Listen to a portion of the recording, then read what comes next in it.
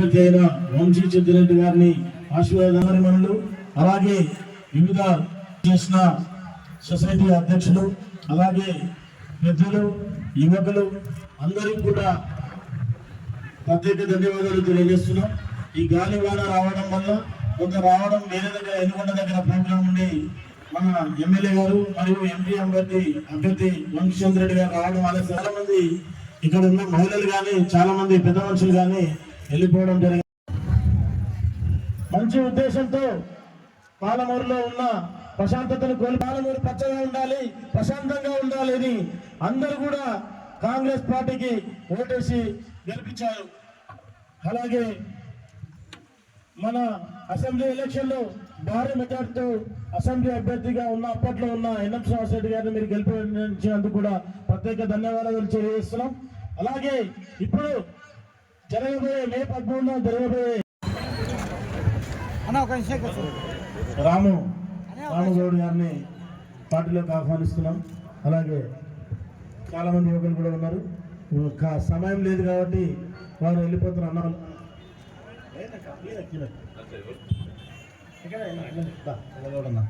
అన్న గారిని కూడా కాంగ్రెస్ పార్టీలోకి ఆహ్వానిస్తున్నాం. ఎన్నో వాళ్ళంతా కొంచెం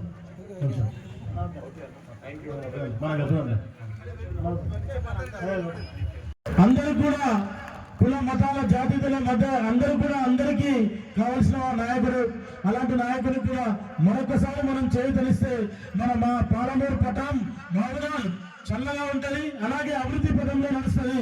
పైన ఉన్న సీఎం రేవంత్ రెడ్డి గారు మన మామూలు ముద్దుబిడ్డ కావడం మనకు చాలా సంతోషకరం. మన మామూలుగా బాగుపడాలంటే అభివృద్ధి చెందాలంటే లేక మనకు ఒక మంచి అవకాశం వచ్చింది. ఈ అవకాశాన్ని సద్వినియోగపరచుకోవాలంటే ఖచ్చితంగా కూడా మనం ఎంపీగా వంశీచంద్రెడ్డి గారిని గెలిపిస్తే మనకు మంచి నిధులు మన మామూలు పట్టణంలో ఉన్న అన్ని అభివృద్ధి చెందుతాయి. అలాగే మన నిరుద్యోగులు ఉన్న యువకులందరూ కూడా ఎంప్లాయ్మెంట్ దొరుకుతుంది, మంచి పరిశ్రమలు వస్తాయి, మన ఊరు బాగుపడుతుంది.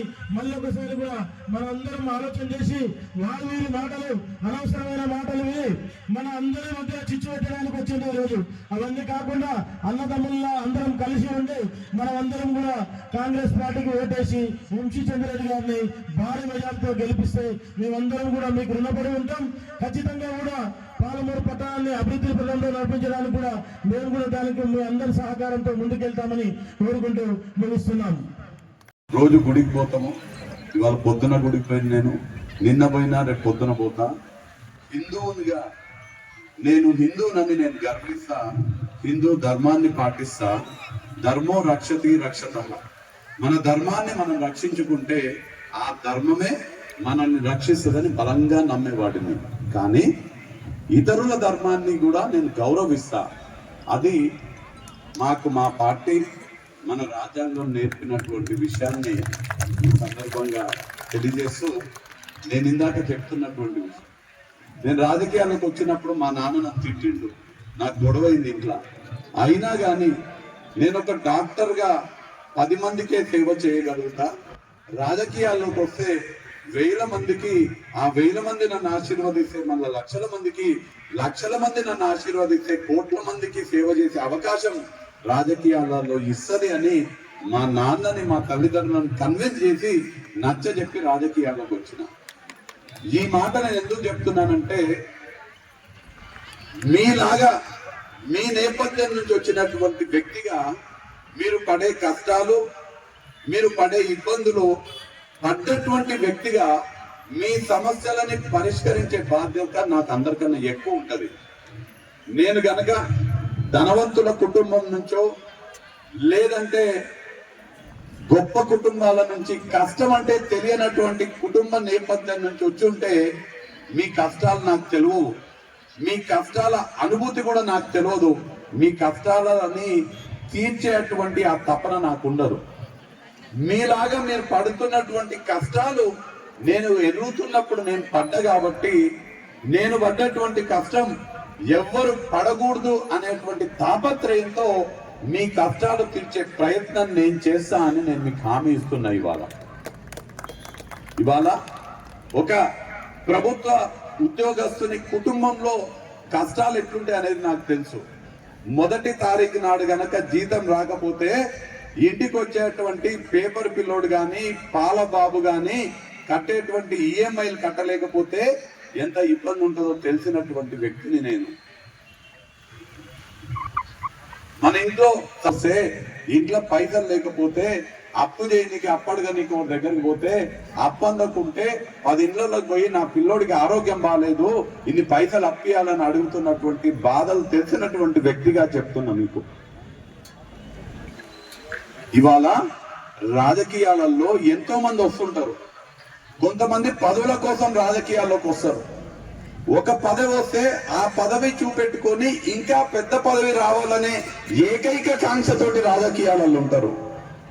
నేను ఎమ్మెల్యే కావాలి. ఎందుకు ఎమ్మెల్యే కావాలి?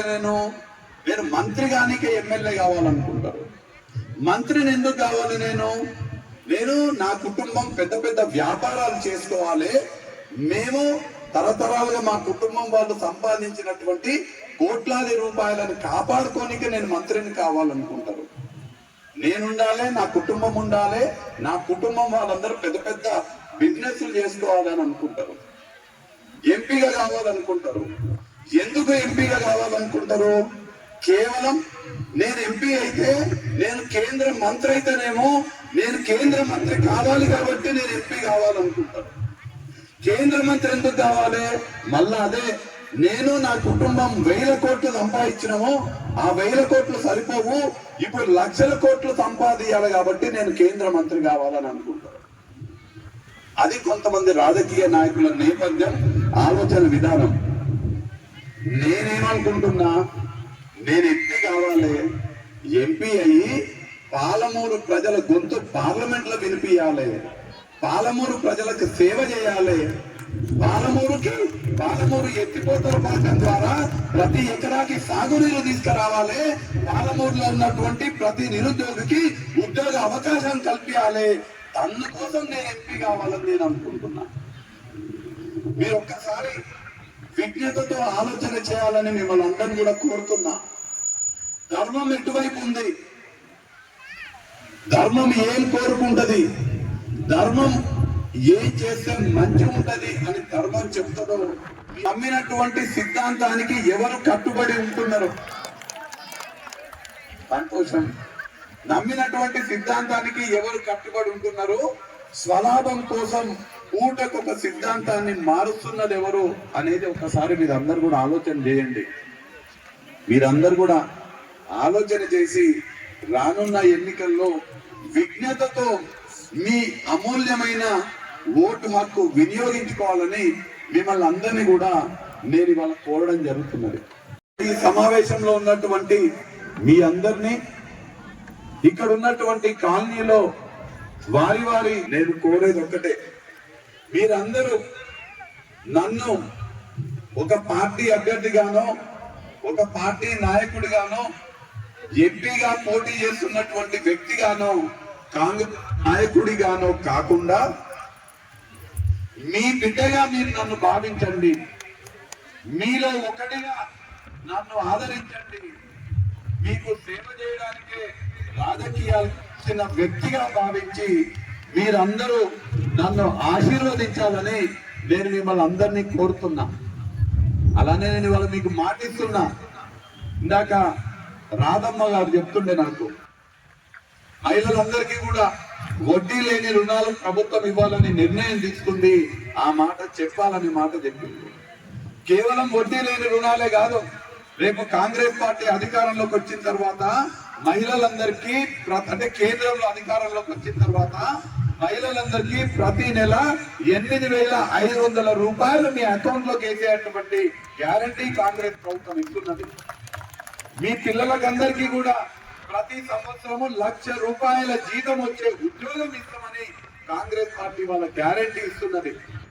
ఇవే కాదు, మీకు అందరికీ 500 రూపాయలకు సిలిండర్ రావాలన్నా, 10 లక్షల రూపాయల ఆరోగ్యశ్రీ పథకం రావాలన్నా, మీకు అందరికీ 2 లక్షల రూపాయల రైతు రుణమాఫీ, మీకు అందరికీ అన్ని పథకాలు రావాలన్నా, 4,000 రూపాయల పెన్షన్ కానీ ఇతర పథకాలు, మన పిల్లలకు ఉద్యోగాలు, మన పిల్లలకు చదువులు, ఇవన్నీ కావాలన్నా కాంగ్రెస్ పార్టీ వాళ్ళనే సాధ్యమవుతుందనే విషయం తెలియజేస్తూ ఇవాళ మరి ఇంకొక ముఖ్యమైన విషయం, మన జిల్లా వ్యక్తి, మన పాలమూరు ముద్దుబిడ్డ రేవంత్ రెడ్డి గారు ముఖ్యమంత్రిగా ఉన్న సందర్భంగా రేవంత్ రెడ్డి గారు కసితోటి మన జిల్లాని అభివృద్ధి పదంలోకి నడిపించుకోవడానికి ప్రయత్నం చేస్తున్నాడు.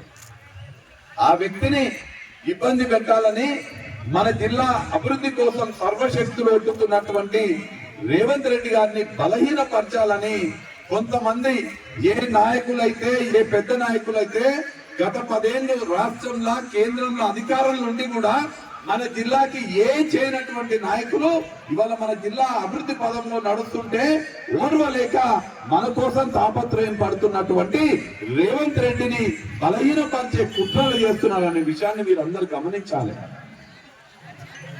సోనియమ్మ ఎంతో నమ్మకంతో మనందరం పాలమూరు వాళ్ళందరం ఒకటై 14లో 12 సీట్లు ఇస్తే, అరే పాలమూరు వాళ్ళందరూ కాంగ్రెస్ ఎమ్మడి ఉన్నారు కదా, పాలమూరు బిడ్డ రేవంత్ రెడ్డి ముఖ్యమంత్రి చేద్దామని సోనియమ్మ నిర్ణయం తీసుకొని రేవంత్ రెడ్డి మన పాలమూరు బిడ్డ రేవంత్ రెడ్డి బలం పెంచనీకే. రేవంత్ అన్న ముఖ్యమంత్రి అయిన తర్వాత జరుగుతున్నటువంటి మొట్టమొదటి ఎన్నిక ఇది. రేవంత్ అన్న బలాన్ని ఢిల్లీలో చూపించాల్సినటువంటి మొట్టమొదటి ఎన్నిక ఇది. ఆయనకు మద్దతు ఇచ్చి ఆయన ద్వారా 1000 కోట్ల నిధులు తెచ్చుకొని మనం మహబూబ్ నగర్ ని అభివృద్ధి పదంలో నడిపించుకోవాల్సినటువంటి ఎన్నిక ఇది. మన మహబూబ్ నగర్ ని ఎడ్యుకేషనల్ హబ్ గా, మన మహబూబ్ నగర్ ని ఐటీ హబ్ గా మార్చాలంటే రేవంత్ రెడ్డి గారు మనకు 1000 కోట్ల నిధులు కేటాయించాలి. ఆయనకు అండగా నిలిచి ఆయనను బలపరచాల్సినటువంటి ఎన్నిక మే 13 నాడు జరగబోయేటువంటి ఎన్నిక. ఈ మహబూబ్ నగర్, ఉమ్మడి మహబూబ్ నగర్ జిల్లా కేంద్రాన్ని గుర్తుకి, హస్సన్ గుర్తుకి ఓటేసి నన్ను ఎంపీగా గెలిపించడం ద్వారా రేవంత్ రెడ్డి గారి బలాన్ని పెంచుతూ కేంద్రంలో రాహుల్ గాంధీ గారిని ప్రధానమంత్రి చేయడానికి మీరందరూ కూడా సహకరించాలని ఇక్కడ ఉన్నటువంటి మీ అందరినీ కూడా నేను మనస్ఫూర్తిగా కోరుతూ, మీ అందరు కూడా ఇంత పెద్ద ఎత్తున ఇక్కడికి వచ్చి నన్ను ఆశీర్వదించినందుకు, నాకు అండగా ఉంటున్నందుకు మీకందరికీ పేరు పేరున कृतज्ञतలు తెలియజేస్తూ, और इधर आए हुए मेरे माइनॉरिटी भाइयों और बहनों को मैं आप सबको वादा करता हूं कि मैं सबका आदमी हूं, सबको साथ लेके जाऊंगा और सबका तरक्की के लिए मैं काम करूंगा.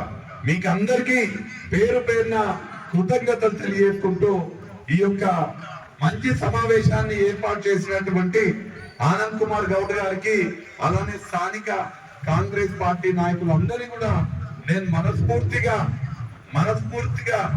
అభినందిస్తూ, మహబూబ్ నగర్ లో ఉన్నటువంటి కాంగ్రెస్ పార్టీ నాయకులు, కార్యకర్తలు చాలా కష్టపడి పనిచేస్తున్నారు.